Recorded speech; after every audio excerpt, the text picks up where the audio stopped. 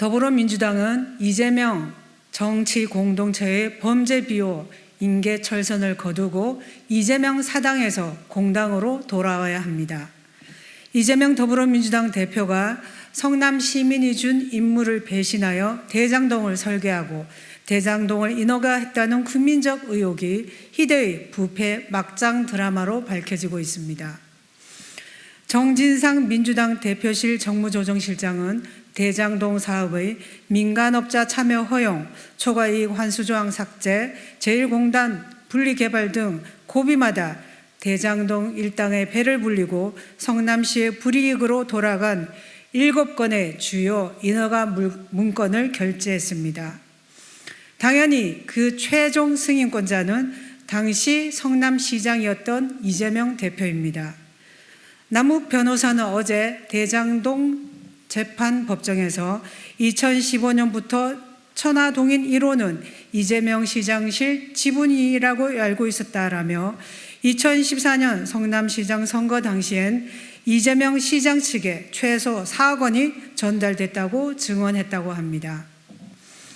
검찰에서의 진술과 달리 법정에서의 증언은 위증을 할 경우 위증죄로 처벌받습니다. 남욱 변호사는 법정에서 위증죄나 모해 위증죄로 처벌받을 것을 감수하고 증언하고 있는 것입니다. 반면에 이재명 대표와 민주당 의원들은 면책특권 뒤에 숨어서 이재명 대표의 결백을 주장하고 있습니다. 이재명 대표와 정치 공동체인 정진상 실장과 김영민주연구원 부원장은 위증의 죄를 물을 수 없는 검찰 조사에서 결백을 호소하고 있는 것입니다.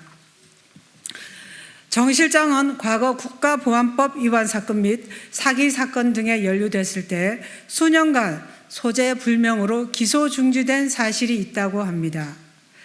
또한 정 실장은 지난해 9월 압수수색 당시 유동규 전 성남도시개발공사 본부장에게 휴대전화를 던져버리라고 지시한 바 있고, 정 실장은 지난 9일 국회 압수수색 진행 과정에서 국회에 있었음에도 나타나지 않았고 민주당 당직자들도 정 실장이 어디 있는지 모른다며 소재를 은폐했다고 합니다. 김영 부원장은 지난해 유 전 본부장에게 침낭을 들고 태백산맥으로 가서 열흘 정도만 숨어 지내라, 어디 가서 쓰레기라도 먹고 배탈이라도 나서 병원에 입원하라 등의 말을 하며 검찰 출석을 막으려 했다고 합니다.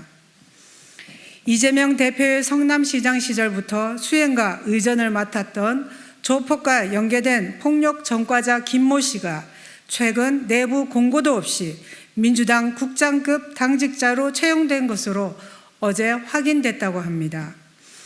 이제 남욱 변호사가 사실을 말하기가 무서웠다는 말이 실감납니다. 이재명 사당이 된 민주당은 당과 관련 없는 이재명 개인의 사법 리스크 방탄에 당의 명운을 걸었습니다. 이재명 사당 민주당은 이재명, 정진상, 김용의 정치 공동체와 함께 운명 공동체로까지 발전했습니다. 민주당은 이재명 대표와 함께 옥새라도 할 참인가?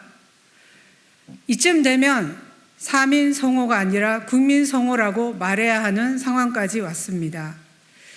민주당은 이재명 정치 공동체의 범죄 비호, 인계 철선을 거두고 이재명 사당에서 공당으로 돌아와야 합니다. 민주당은 국민 인내심도 한계가 있다는 것을 명심해야 합니다.